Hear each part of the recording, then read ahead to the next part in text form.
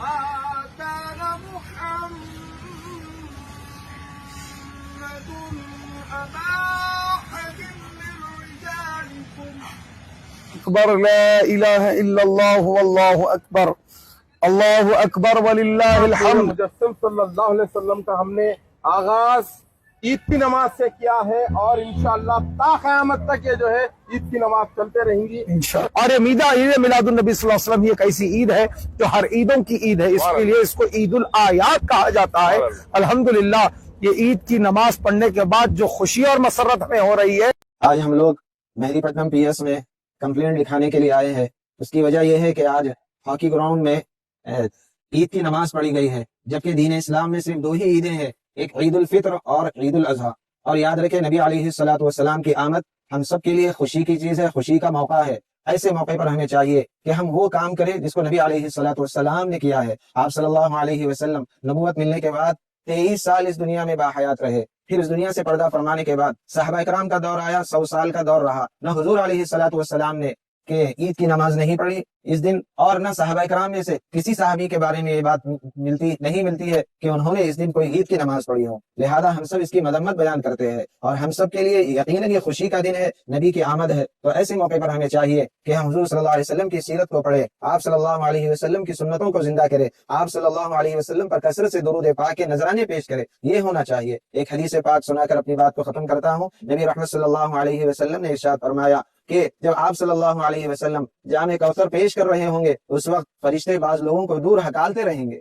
تو حضور علیہ الصلوۃ والسلام ان کو دیکھ کر فرمائیں گے یہ میرے امتی ہیں، ان کو قریب آنے دو۔ تو فرشتے فرمائیں گے اے اللہ کے رسول صلی اللہ علیہ وسلم، آپ کی یہ وہ امتی ہے آپ کے اس دنیا سے پردہ فرمانے کے بعد دین میں نئی نئی باتیں ایجاد کرتے رہے۔ جب حضور علیہ الصلوۃ والسلام یہ سنیں گے تو فرمائیں گے سحقاً سحقاً، ان کو دور کر دو، ان کو دور کر دو فرمائیں گے۔ تو اس لیے تمام عالم اسلام سے، تمام امت مسلمہ سے گزارش ہے کہ اس واقعے کی مذمت بیان کرے۔ کوئی آپ کام دیکھیے پچھلے 18 سال سے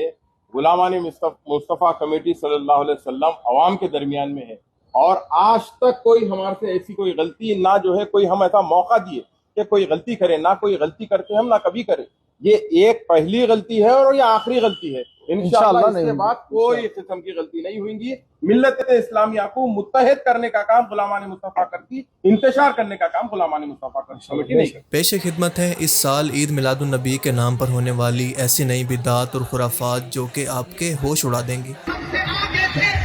عہد کی جنگ میں بھی آپ سب سے آگے تھے، ہری صورت میں اپنی جان بچا کر بھاگے تھے، قریب ہے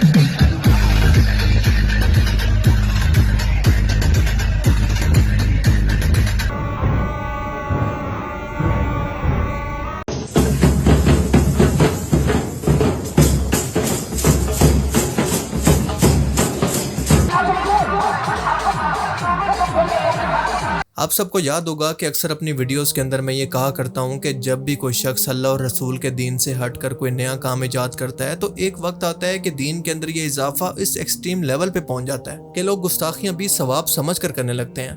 اور وہ علماء کرام جو کہ اس بدعت کے حق کے اندر ہوتے ہیں ان کے ہاتھ سے بھی یہ عوام نکل جاتی ہے، اور اس کے اندر غلطی صرف اس عوام کی نہیں ہے بلکہ زیادہ غلطی ہے ان جاہل علماء کرام کی۔ اور ایسا اس لیے کہ آپ ذرا سوچ کر دیکھیں کہ جب اس جاہل عوام کو ان کے علماء کرام قبریں پکی کر کے مزارات بنانے کی اجازت دیں گے تو قبروں پر سجدے تو شروع ہوں گے ہی۔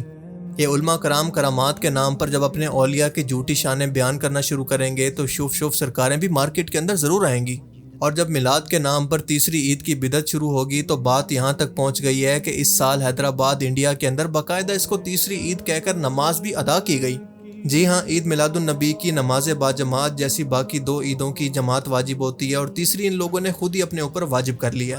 جیسا کہ آپ اس ویڈیو کے اندر خود دیکھ سکتے ہیں۔ اب یہاں پر اس کو دیکھ کر کچھ لوگ اعتراض کر سکتے ہیں کہ ہو سکتا ہے کہ وہ شکرانہ کے نفل پڑھ رہے ہوں، یا پھر یہ بھی کہہ سکتے ہیں کہ یہ نماز ہی تو ہے، اس کا تو ثواب ہی ملے گا، کوئی گناہ کا کام تو نہیں کر رہے۔ تو ایسے لوگوں کے لیے عرض ہے کہ اگر یہ لوگ نفل بھی پڑھ رہے ہیں تو اس کو دین کا حصہ سمجھ کر پڑھ رہے ہیں، اور اگر ان کی اگلی نسل بھی یہی کرتی ہوئی آتی ہے تو ایسا نہ کرنے والے لوگوں کو گستاخ رسول ڈکلیئر کرنا شروع کر دے گی، بالکل ایسے ہی جیسے یہ نسل ان کی طرح میلاد نہ منانے والے لوگوں کو گستاخ رسول اور جہنمی بھی کہتی ہے۔ اور دوسری بات کہ اگر یہ اس کو ثواب سمجھ کر پڑھ رہے ہیں تو آپ یہ بتائیں کہ نمازیں تو دن کے اندر 5 فرض ہوتی ہیں، آپ میں سے یہ لوگ اعتراض کرنے والے کل 50 نمازیں کیوں نہیں پڑھتے؟ کیونکہ آپ کی لاجک کے مطابق تو جتنا زیادہ نماز پڑھیں گے اتنا زیادہ ثواب ہوگا. آپ کے لیے تو اللہ کے رسول کا حکم یا پھر اللہ کا حکم تو کوئی معنی نہیں رکھتا. سو آپ سے گزارش ہے کہ آئندہ کے بعد 5 کی بجائے 50 نمازیں پڑھا کریں, آپ کو زیادہ ثواب ملے گا. اب دیکھیں اس طرح کی بدعات کی وجہ سے ہوتا کیا ہے کہ لوگ دین کے اندر مزید تقسیم ہونے لگتے ہیں, مزید فرقے اور اختلافات پیدا ہوتے ہیں, اور یہ امت کو توڑنے اور دین کے اندر نئی ایجادات کر کے اس کو مزید مشکل بنا دیتے ہیں. اور بالکل یہی وجہ ہے کہ نوجوان نسل اسی کو دین سمجھ کر دین سے آہستہ آہستہ بدزن ہونا شروع ہو جاتی ہے. جا کر دیکھیں ذرا کیا ہو رہا ہے. میلے ٹھیلے لگ گئے, ڈھول ڈھمکے میں لڑکے ڈانس کر رہے ہیں, مسجدوں کے چھجوں پہ ڈانس ہو رہا ہے, لڑکیوں کو حور بنا کے بٹھایا ہوا ہے, چپس تقسیم ہو رہے ہیں, ہزاروں کی تعداد میں لوگ جھپٹ رہے ہیں, جمعہ قضا ہو رہا ہے, نمازیں قضا ہو رہی ہیں, کوئی پرواہ نہیں ہے. اور یہ کیوں آئے؟ 12ویں منانے کے لیے آئے.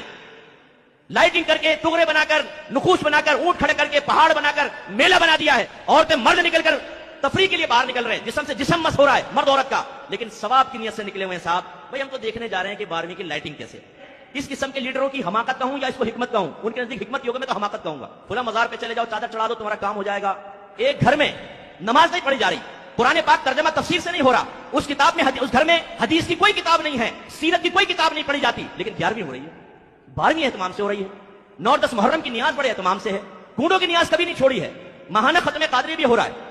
آیت کریمہ کا ختم بھی ہو رہا ہے, ابا مرے تو تیجا 40واں بھی کیا گیا ہے. لیکن جو اصل دین تھا, جس کی ترغیب, جس کی ترغیب, جس کے بارے میں حکم قرآن و حدیث میں موجود ہے, وہ ہمارے ان مقررین نے بنایا ہے جو صرف بزرگوں کی کرامات سناتے رہتے ہیں, ان کے فضائل سناتے رہتے ہیں, اور قوموں کو یقین دلاتے ہیں کہ تم نماز نہیں بھی پڑھو گے غوث پاک تمہیں جنت میں لے جائیں گے, منیدین تمہیں جنت میں لے جائیں گے, تم نعت خوانی میں بیٹھو, نبی کریم صلی اللہ علیہ وسلم بروز قیامت تمہیں اپنے ساتھ جنت میں لے جائیں گے. یہ دیکھیے 12 ربیع الاول,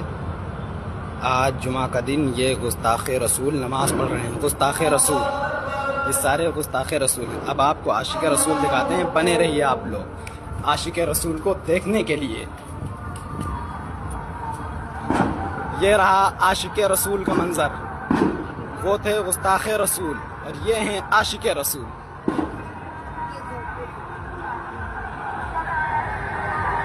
یہی کہتے ہیں نثار تیری چہل پہل پر, ہزاروں عید ربیع الاول,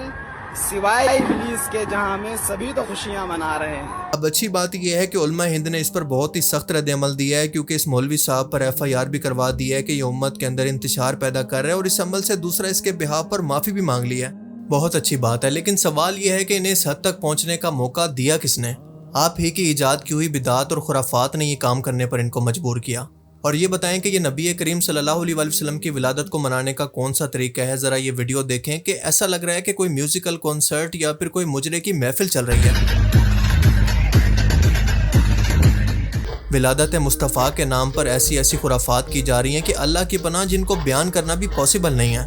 جس نبی نے اپنی پوری زندگی اس امت کی ہدایت کے لیے رو رو کر دعائیں کی, خود پر اور اپنی آل اولاد پر کفار کی جانب سے پہنچائی گئی تکلیفیں, مصیبتیں, بلائیں, جنگیں, بھوک اور تنگ دستی کو برداشت کیا, اس بکھری ہوئی امت کو جوڑ کر ایک امت بنایا, اس کو وصیت کی کہ نماز, روزہ, زکوٰۃ, حج کو نہ چھوڑنا, ظلم مت کرنا, جھوٹ نہ بولنا, دین کے اندر نئی بدعات سے بچنا, قرآن پاک اور میری سنت کو پکڑ کر رکھنا. آج اسی امت نے اس نبی کو خوش کرنے کے لیے یہ کام کرنا شروع کر دیے ہیں. آپ لوگ اپنے دل پر ہاتھ رکھ کر بتائیں کہ آج اگر اللہ کے رسول ہم میں موجود ہوتے اور یہ سب کچھ اپنی آنکھوں سے دیکھتے تو ان کو یہ سب دیکھ کر کتنا تکلیف ہوتی. یہ بھنگڑے, یہ بینڈ باجے, یہ سب کچھ دیکھ کر اس نبی کو جو کہ یہ کہا کرتے تھے کہ نماز میری آنکھوں کی ٹھنڈک ہے, اور وہ نبی اپنی امت کو وصیت یہ کر کے گئے تھے کہ میرے دنیا سے جانے کے بعد اللہ کی کتاب کو اور میری سنت کو اپنے ہاتھوں سے یا پھر اپنے دانتوں سے پکڑ کر رکھنا, اس کو مت چھوڑنا. آج وہی امت ان تمام چیزوں کو چھوڑ کر اللہ کے رسول کو اور اللہ کو راضی کرنے کے لیے وہ کام کر رہی ہے جو کہ مشرکین مکہ بھی نہیں کرتے تھے. ذرا امیجن کریں کہ اللہ کے رسول اللہ کی جنتوں کے اندر بھی یہ سب کچھ دیکھ کر کتنا دکھی ہوں گے. آج اگر ان لوگوں کے درمیان حضرت عمر رضی اللہ تعالیٰ عنہ زندہ ہوتے تو ان لوگوں کا کیا حال کرتے آپ بہتر طور پر سمجھ سکتے ہیں. اگر ان لوگوں کو میلاد مصطفیٰ منانا ہی ہے تو یہ اس طرح سے کیوں نہیں مناتے جیسے خود نبی پاک صلی اللہ علیہ وسلم منایا کرتے تھے. نبی کریم صلی اللہ علیہ وسلم اپنی پیدائش کی خوشی کے اندر ہر سوموار کو روزہ رکھا کرتے تھے شکرانے کے طور پر. اگر ان لوگوں کو نبی کریم صلی اللہ علیہ وسلم کو خوش اور راضی کرنا ہے تو ایسے کام کریں جن کا رسول نے ہمیں حکم دیا, ان کی ہر ایک سنت پر عمل کریں.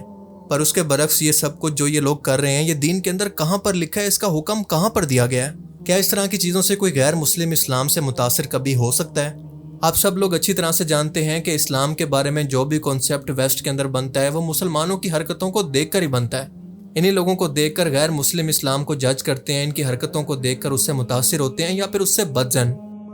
آپ ایک لمحے کے لیے ذرا سوچ کر دیکھیں کہ جس جگہ سے اسلام کی شروعات ہوئی وہاں پر کوئی ایسا بنگڑا، کوئی ناچ گانا، کوئی ڈی جے کچھ بھی نہیں ہوتا۔ تو کیا اس کا مطلب ہے کہ وہ لوگ نبی پاک صلی اللہ علیہ وسلم کی ولادت سے خوش نہیں ہیں؟ کتنے افسوس کی بات ہے کہ نبی پاک صلی اللہ علیہ وسلم کی سنت پر عمل کرنے والے ان لوگوں کو یہ لوگ گستاخ کہتے ہیں، جبکہ یہ خود مشرکین مکہ کے راستوں پر چل کر خود کو مسلمان اور سچے عاشق رسول ثابت کرتے ہیں، اور یہ وہ لوگ ہیں جو کہ محبت کے نام پر نبی پاک صلی اللہ علیہ وسلم کی توہین بھی کر جاتے ہیں۔ نبی پاک صلی اللہ علیہ وسلم کی ذات وہ ہے جس کے بارے میں اللہ نے حکم دیا کہ نبی کے سامنے اپنی آوازوں کو بلند نہ کرو ورنہ تمہارے سب اعمال برباد ہو جائیں گے اور تمہیں پتہ بھی نہیں چلے گا۔ اب اس کا مطلب یہ ہے کہ نبی کریم صلی اللہ علیہ وسلم نہ صرف اپنی دنیاوی زندگی کے اندر بلکہ اپنی وفات کے بعد بھی بالکل ایسے ہی قابل احترام ہے جیسا کہ دنیاوی زندگی میں۔ لیکن یہ جاہل اور برین واش قسم کے لوگ روزہ رسول پر بھی جا کر غلام ہے رسول کے غلام ہے کہ نعرے لگا کر نبی کی توہین کرتے ہیں اور اس کو ثواب سمجھتے ہیں۔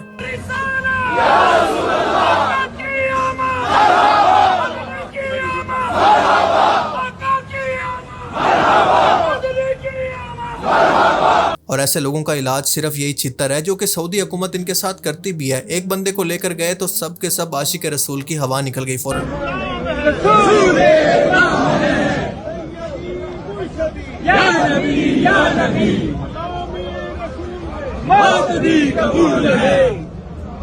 جس دل میں نہ ہو عشق مصطفیٰ، جس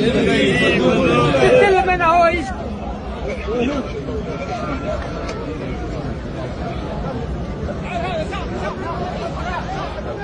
آپ کو بتاتا چلوں کہ عید میلاد النبی صلی اللہ علیہ وسلم کا آغاز صحابہ کرام یا تابعین کے زمانے سے نہیں ہوا تھا، بلکہ یہ کئی صدیوں کے بعد رواج میں آیا۔ تاریخ میں پہلی بار عید میلاد النبی کی باقاعدہ تقریب عراق کے حکمران مظفر الدین ابو سعید کوکبوری نے شروع کی تھی، اور یہ واقعہ 6 صدی ہجری کے اندر پیش آیا، یعنی تقریباً 1207 عیسوی کے اندر یا پھر 602 ہجری کے اندر۔ یہ وہ ٹائم تھا جب کرسچن فوجیں جنگ کے دوران مسلمانوں کی فوج کے سامنے موجود تھی، اور اسی ٹائم کے اندر حضرت عیسیٰ کی پیدائش کا دن آیا، یعنی 25 دسمبر۔ کرسچنز نے اس کو سیلیبریٹ کرنا شروع کیا تو مظفر الدین نے اس کو دیکھ کر سوچا کہ کیوں نہ ہم بھی اسی طرح سے ان لوگوں کو دکھانے کے لیے اپنے نبی محمد رسول اللہ صلی اللہ علیہ وسلم کی پیدائش کا دن سیلیبریٹ کریں، اور یہاں سے اس بدعت کی شروعات ہوئی۔ اس دن کو سیلیبریٹ کرنے کے لیے بڑے بڑے جلسے ہوئے، محافل نعت کا انعقاد کیا گیا، کھانے پینے اور میلوں کا انتظام کیا جاتا، اور آج یہ بڑھتے بڑھتے اس حال کو پہنچ گیا ہے کہ اللہ کی پناہ، اور آج ایک مخصوص فرقے کے لوگ جو کہ سب سے زیادہ اس کے حق کے اندر ہیں صرف یہ کہہ کر جان نہیں چھڑا سکتے کہ یہ دین اسلام نہیں ہے یا پھر ہمارا ان لوگوں سے کوئی تعلق نہیں۔ شادیوں کی طرح بینڈ باجے، ان کے سامنے ڈانس کرنا، تعزیے اور روزہ رسول کے ماڈل بنا کر گلیوں کے اندر گھمانا، اس کے علاوہ گانوں پر میوزیکل کنسرٹ کی طرح ناچنا، یہ سب لوگ اس طرح کی حرکتیں کر کے آخر کس کو متاثر کرنا چاہتے ہیں؟ کیونکہ اللہ اور اس کے رسول کا تو یہ بالکل بھی حکم نہیں ہے۔ یہ چل رہا ہے عید میلاد النبی اور یہ گالی دل میں چلائے ہوئے۔ اور اگر آپ کو یہ سلسلہ دیکھ کر ایسا لگتا ہے کہ یہ صرف مستقبل کے اندر بھی نماز عید میلاد النبی تک اور ناچ گانے تک محدود رہے گا تو یہ آپ کی بھول ہے، کیونکہ اگر ان لوگوں کو وقت پر لگام نہ دی گئی تو آپ دیکھیں گے کہ ان کی آنے والی نسلیں انہی تازیوں کے سامنے تعظیماً پہلے سجدے کریں گی، اس کے بعد ان سے مرادیں مانگیں گی، اور آخرکار بت پرستی دوبارہ سے شروع ہو جائے گی۔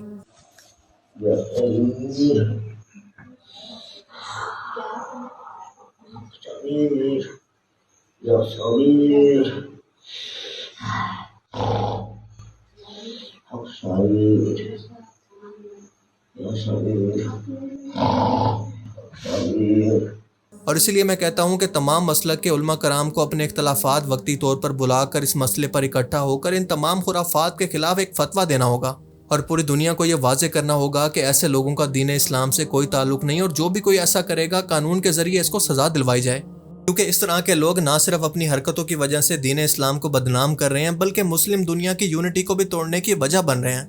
اور اگر ہم لوگوں نے آج مل کر کچھ نہیں کیا تو ہماری آنے والی نسلوں کو ان گمراہیوں سے کوئی بھی نہیں بچا پائے گا۔ اللہ تعالیٰ سے دعا ہے کہ وہ ہمیں سمجھنے کی اور نیک عمل کرنے کی توفیق عطا فرمائے، آمین۔